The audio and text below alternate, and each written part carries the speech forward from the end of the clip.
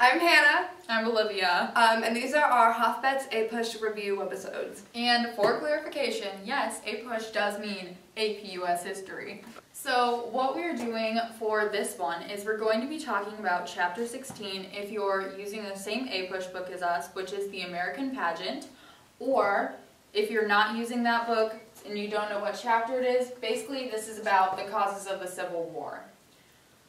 Okay. So, to be clear, we're not making these videos for you. We're making them for us. And we're posting them for you. Yay! Congratulations. Learning. Okay, so for all of us APUSH attenders, the idea of learning about the Civil War kind of looms in our future. For us, I guess we had to talk about the causes that contributed to it. We're going to begin our discussion of the causes of the Civil War by saying that the South had an unhealthy dependence on one crop economy, and this crop was cotton. The invention of the cotton gin by Eli Whitney led the South to more efficiently produce cotton, and to do this, they needed slaves. Okay, and they were producing this cotton because the North needed the cotton to make textiles so that they could get rich. So basically what we're saying by this, the South is making the cotton and it's growing and then it's shipping it to the North, and it has to pay interest and commissions to the North, like bankers, middlemen, and shippers, but essentially the cotton's going up to the North for the most part. And they're paying to send it north. Right, and then the North is making money off of this. So really the South is growing cotton and the North is making a lot of the profit from it. Additionally, we have abolitionist movements springing up in the North, and basically they don't want slavery expanding into the new Western states, which also leads to slave revolts. So we have the South, who is spending money to basically ship their cotton to the North, and the North profits from that, and the abolitionist movement in the North, which basically leads to the South being mad at the North. So another cause of the Civil War would be the widening gap between the rich and the poor. So what basically happened to cause this is that pre-Civil War, the excessive production of cotton was actually leading to overcultivation or land butchery. So what happened was that they were planting so much cotton so fast that the land went from being nice and fertile to rocky and unusable, and basically they just trashed it. And so what happened as a result of this was that all these poor people who... Poor white people. Right, white people, who couldn't get land. They couldn't make money off of farming. Right, so what happened to a lot of them was population diffusion, where they went other places and they started moving away from where the land was butchered, and if they stayed, they were even worse off half the time because, you know, they ended up most of the time selling their stuff and going to work under the wealthy plantation owners, which widened the gap. And then another thing is this idea of overcultivation and overspeculation. So basically, these white farmers are thinking that they can spend their money on slavery and farming, and in the end, they're going to end up on top with a higher profit. But this isn't happening because of the overcultivation. So they end up paying too much. They get rid of all their money, paying it and investing it in this farming. And then they don't make a profit off of it. So they end up in debt. Yeah, with no money. And then... So this is also widening the gap because these people are losing money. So these people get poorer, the rich get richer, and basically pre-Civil War we have this sort of planter aristocracy going on.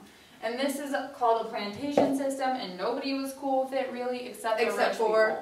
Because there's very, very few rich people, and they're making like all the decisions in the social and political aspects of Southern society. And then there's this gap. Big gap. Then we have some poorer white people. They maybe have between like 1 and 10 slaves, probably like 1 to 2. 3 to 5. Right. Around that area. And then we have these people. Whites without slaves.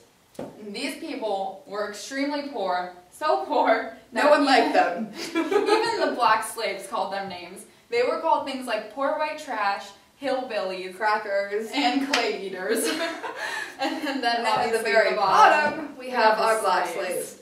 Another reason that the South was so against abolition was because of this large group of poor, white trash clay eaters. Basically, they have no money, and they're poor, and they can't afford slaves, so you might think, why would they want to get rid of slavery? But basically, the only thing they have over the black slaves is their racial superiority. Yeah. Right. It's the only thing keeping them up on the totem pole, and when you're on the top, you don't want to go to the bottom. Right, exactly. They're like, I mean, they're pretty much like, if slavery were to be abolished, we'd basically be like they would be equal with They'd just be all together. And that's the only thing keeping them above black people right now, because they are pretty much equal in as far as like wealth goes. Okay. I mean, they really have nothing. So big idea here is that the South is very scared of this idea of losing slavery. Right, and at the same time, they resent the North. So the next thing we're going to talk about is the growing amount of slave revolts. That's always nice. So this was encouraged by the abolitionist movement, and there were a growing number of them, including Nat Turner's rebellion. This depicted here is Nat Turner. Yeah, this was one of the more memorable slave revolts. He led this uprising, I guess, against white Virginians, well, white people in general, but these happen to be Virginians. And 60 of them were killed, mostly women and children. Exactly. So that was kind of, here's our dead people, boo-hoo. Basically, we have this idea of Christianity, which is very popular in America, and we have these African Americans, slaves that have been, becoming part of the culture. So basically, these African American religions are going to kind of mix with the idea of Christianity, where you're going to get this idea of a mixed sort of cultural background, even though these African American people are being oppressed. Right, they sort of have their own culture and religion going on, especially during the Second Great Awakening. We had the heavy Christianization, especially of black slaves, and they sort of mixed that with their own religion. And then another thing we wanted to talk about was the idea of free black slaves, because even though it wasn't common, it was happening as well. Well, there were probably about 250,000 in the South and 250,000 in the North, which doesn't seem like a lot, which seems like a lot, but in reality it wasn't. It wasn't that much, but, and these people are still being oppressed, but they were freed. A lot of them were mulattoes, or like, they were mixed. Yeah, a lot of them were children of like a white slave driver, or a white plantation owner and his black mistress, and so they were sort of just freed. And a lot of these people are going to be down living in New Orleans. This is where, they had a sizable mulatto, mostly, population developed. So there were some free black people, even though they were still being oppressed, and some of them even owned black slaves, which is interesting. So basically, this whole idea, along with the nullification crisis that's been going on, is scaring the people in the South. Because they're developing their own identity, starting to revolt, and they're having these like black communities. And so basically the South is losing their control almost. It's just contributing to the fear that the South has of losing slavery. The next thing we're going to talk about is sort of a disjointed little cause of the Civil War. More like a... It wasn't really intertwined with everything else. But it was going on, and we can't ignore those things that aren't going on. So, a part of the reason that the South even engaged in the Civil War was because they had economic ties to Britain because of their cotton, and they were kind of under the misguided impression that if they ever got in a war with the North, the Britain would come and back them. The British, would come. So basically, they had this idea that if they ever did get into a war, the British would come and back them up because the British were depending on the South's cotton. Everything. Which, as you goes can back to tell, cotton. Didn't exactly happen. We've already mentioned that there's this abolitionist movement going on in the North, but we'd like to clarify that really no one in the United States at the time liked black people. This includes the North. So, most of the northern abolitionist movements are fueled by this idea of keeping slavery out of the western colonies, but also getting slaves back to Africa. So, the Republic of Liberia was actually created just for black slaves who were sent back to Africa because the white people really didn't want them there, even if they were free. Yes, even if they were free, they didn't want these foreigners in their country, which isn't just against black people. You also see this idea of nativism going on, and they don't like the Irish or the Germans either, but really this Back to Africa movement is focused on the African Americans. The movement also gave rise to this various abolitionist and anti-abolitionist literature. So this is fueling people's ideas to keep slavery out, basically. Yeah, so I mean, they had stuff like the narrative of the life of Frederick Douglass, or like this newspaper, The Liberator, that William Lloyd Garrison wrote, which actually developed quite a following. People who liked him were sometimes considered radical, and they were called Garrisonians, which I think is kind of funny. But basically, they had a lot of literature going on. They would sort of like free the slaves, and a lot of literature going on that was like, hey, they're not that bad off, whatever. They'll be fine. They'll be fine. The spread of this information through means of literature is going to impact legislature due to the fear of slavery being abolished. In 1830 to 1832, Virginia legislature debated and eventually defeated various emancipation legislatures. This marked a turning point because thereafter all states are tightening their restrictions on trying to prohibit emancipation. Then we move to the gag resolution, which is requiring all anti-slavery appeals to be tabled without debate. This was just another example of some of the legislatures at the time that were kind of being passed in relation to slavery. After people realize that John Quincy Adams is like fighting against this, and he's doing it for about 8 years, it's finally repealed. And so then, I guess another thing we should talk about would be the idea that not all of the North wanted slavery abolished either. So there are a lot of reasons for this, but basically the South actually owed the North a lot of money. A lot of money. Like hundreds of thousands of dollars in debt to the North.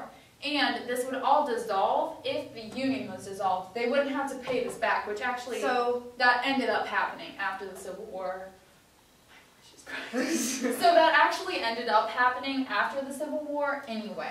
But the North is very afraid of this happening because, you know, they're all banking on this money to come in from the South and further stimulate their economy. Right, so that was one of the reasons that some people did not want slavery abolished. Another would be the Constitution. A lot of the Northerners were kind of like brought up to adhere to the Constitution and respect it, so they were kind of like, we just have to do whatever it says about slavery. And they seem to believe that, like, in the Constitution, they weren't really looking at the everyone was created equal. They're looking more at the clauses that are talking about slavery, and they're saying that they need to adhere to those clauses. So what we're kind of looking at there is strict constructionists. Mostly, I'm thinking people who are just kind of like, we gotta interpret it as it is, and keep abolishing it like slavery is unconstitutional. And so then another thing we had going on was the cotton. Oh, the cotton. Everything goes back to the cotton. It just keeps cropping up. So basically what was happening was we see black slaves needed to produce the cotton, which makes money for the North.